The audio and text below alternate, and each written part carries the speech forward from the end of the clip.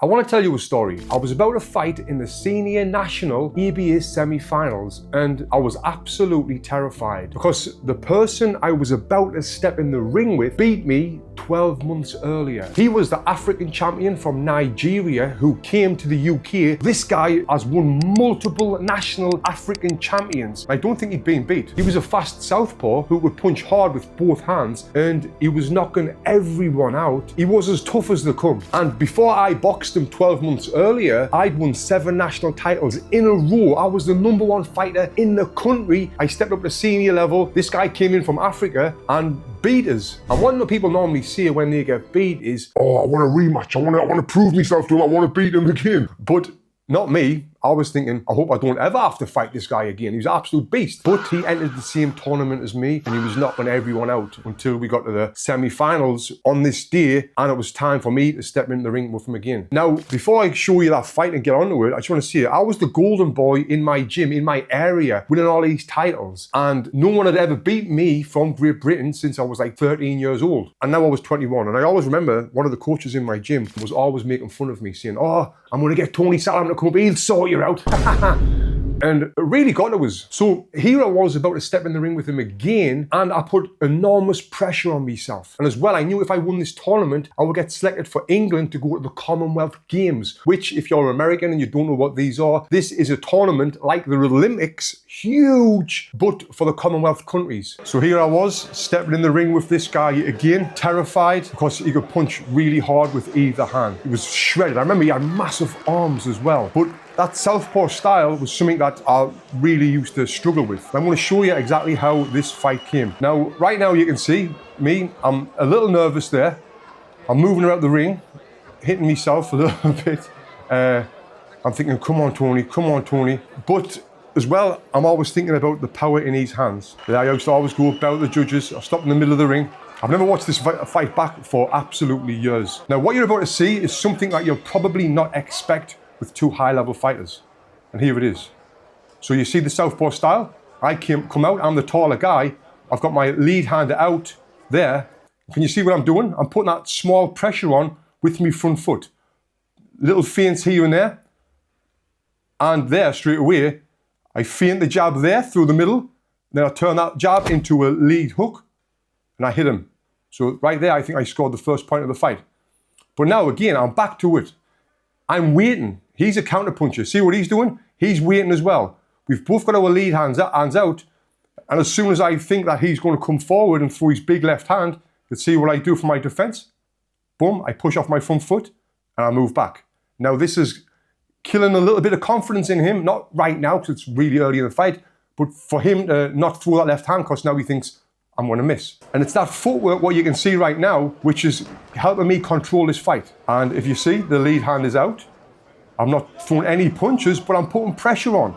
So I'm waiting for him to lead off, and then I will try and counter.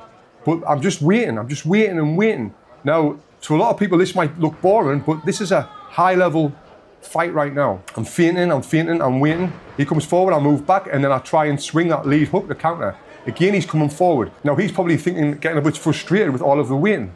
But you're going to see what happens in a second, which makes this pay off. Again, I'm moving them feet. I'm always prepared to move my feet. I'm feinting, not throwing any punches. But see, that's what he wants. And straight there, because I've been waiting for so long and the frustration is building up, I step in, boom, throw a nice solid jab, hit him on the chin, and then move back. And right now, I think I'm either 1 or 2 points up. And then he knows that I've hit him. What does he do? He gets his mat up, he knows he's behind now, he's got to try and get that point back.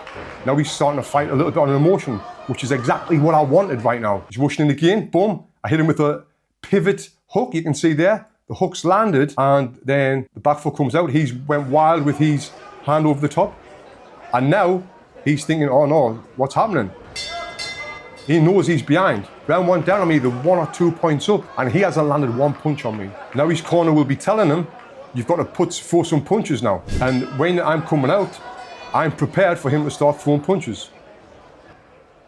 So back to it again. I've got that lead hand out. I'm waiting.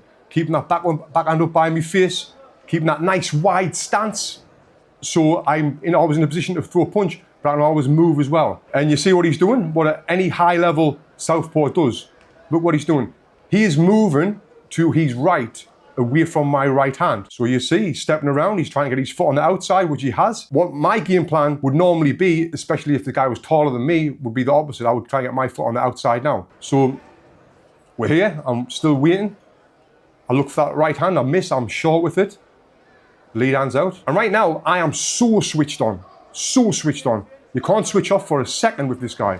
Then he jumps in there with the left hand, I move me feet again. The referees had nothing to do all fight. So he jumps in there, we're a head down, which is fine. Got that lead hand out again, I'm waiting. I don't think I've thrown any punches this round. I've hardly thrown any punches this round, or none. Get inside, he's strong. I'll lead up for a lead hook to the body, but then I'm thinking, no, Tony, back to the game plan. Don't get sloppy, keep moving the feet. Doesn't matter if it's boring, and right there, so he rushes in there for a big left hand, or he feints the big left hand, which is great, which high-level boxers do. Then I throw my right hand. It kind of lands, but he's moving his head as it lands, so it's skimming off. But it's now where he throws some punches, and he's trying to get me to stand with him and trade, which I do for a little bit there.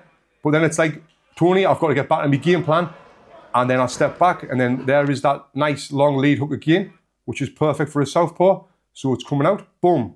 Hit him with a lead hook on the side of the head there. And right now I'm moving onto his left hand, which you shouldn't do, but you can get away with this with the southpaw if you're out of range, which I am right there. So, you know, everyone tells you, move away from the left hand, but I'm out of range, so I can get away with that now. Look, I'm out of range, so I can move away from that left hand. Again, I'm back to waiting, And right here, you see a little bit of sloppiness. I'm loading up that right hand, but I've kept my left hand up so he can't counter us, which is nice, but it was a sloppy right hand. I'm back to waiting. There's hardly any points being scored in this round. And this waiting goes on and on. But again, this is some high level stuff here. And if you're an amateur boxer, you've got to think like this. I throw a nice long jab there through the hand. It kind of looks like it lands a little bit, but I don't think it scored a point. He comes rushing in. He's trying to get me on the ropes, but as soon as he gets close, I've got to move my feet. There, I'm on the ropes. Maybe he scored a point there, but then I get back to it, back to the waiting. Don't want to get sloppy. End of round 2. Get in my corner. Jimmy Richardson, who was an absolute legend coach.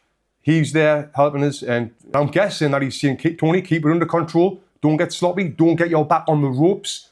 Don't get into a fight with them, because in the past I've been known to get into fights with people. So I'm guessing them's the things that he's telling me right now. And maybe he's saying, Tony, you're ahead. But it's a very, very close fight. And if I'm the other corner, I'm telling him, you need to get your feet close and throw more punches. If you get him on the ropes, keep him on the ropes. That's what I would be telling that other corner. But as well, keep feinting. So here we go. Round number 3. Now he's coming out. Already I can see his hands moving faster. He's coming out with a little bit more urgency.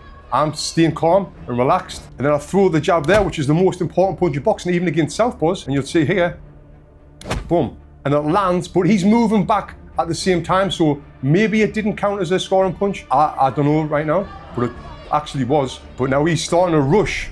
And this is what happens. I hit him with the perfect right hand. I'm not going down.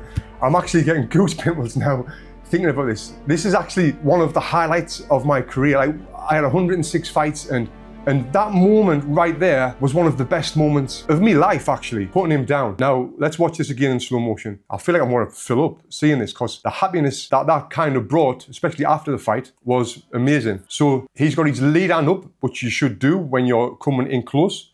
So I can't hit him with a hook. He throws a hook and he's getting wild with his left hand. I step back slightly, I throw a lead hook, and then boom, straight left hand down the pipe, and look at his stance. Now, a big reason why I knocked him down was because of my footwork. I step that front foot around, and then I throw my right hand when he's square on, and it hits him clean, and because he's square on, he's off balance, and it's a powerful shot, and boom, he goes down like that. He gets straight back up. Now he's behind on points. That was a solid punch. But if also, this will have won his respect as well. He's just been knocked down, probably for the first time in his life, I would guess. And now I'm getting back to it. I'm back to the moving, and I'm not going to get sloppy. I'm not going to fall into a trap of trying to finish him off, trying to fight. Where he is now, he's coming. He knows he's well behind. Then I hit him again with another solid right hand there. As he rushes in, it kind of skims off his head this time. Now he knows that he's got work to do. This guy is hungry, he's determined, he's tough. I'll move my feet again. He's swinging some wild punches. He's really trying to up the pace of this fight, which is the right thing to do. But he's also got to be careful. And what I do here, I hold him. See? I'm holding him with my lead hand there. I'm thinking, let's get through this round. It's really nearly at the end of the round. A nice 1-2 there, scoring another point. I threw a little combination and stood with him. Back to the moving the feet. And as you can see, the reason why and then here, we've just seen a lovely jab 1-2. Jab, hits him clean, boom, right hand hits him clean. Not clean enough where I'm going to knock him down, but I've just scored another 1 or 2 points there. Now he's throwing combinations. Now he wants a war. Like I said, he punches really hard with both hands. He's wanting to put me out of here now. He's falling behind on points, big time. End of the third round. Go back to the corner. The corner's very happy with this, but at the same time, anything can happen in boxing. This guy's an absolute beast. He knocks people out for fun. So here we go, start of the last round. Same thing, I'm waiting.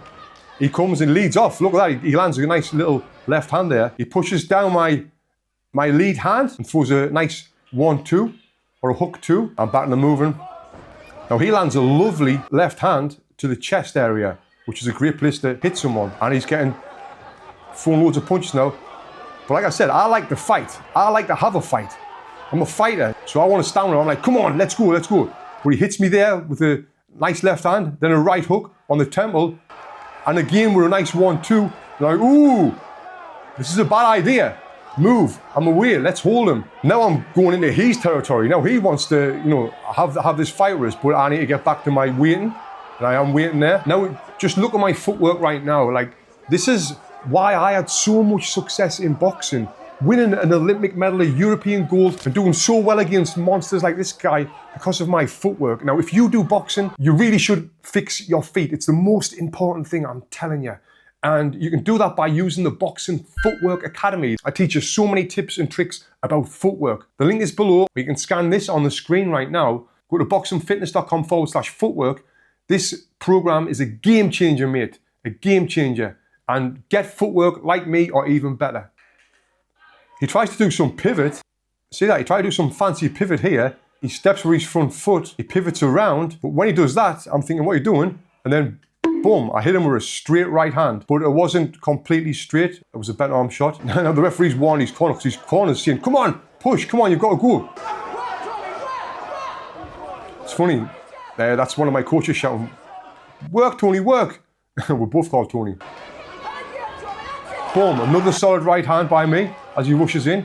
But this guy's a beast. Look, he's coming forward. Pulling my head down there, which I let him pull my head down because I knew the referee would warn him for doing that. He's got to get a knockdown or some clean knockout to win this fight now. I'm moving, thinking, come on, get through this, and I've won it. The bell went, and I've won.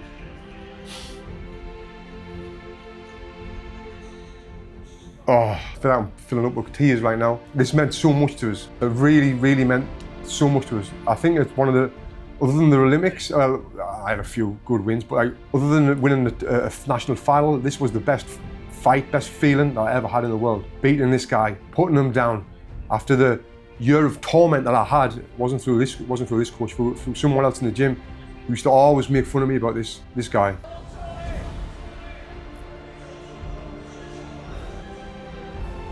And there's the respect there. Nice guy. And the score was 6-2. That was how close this fight was.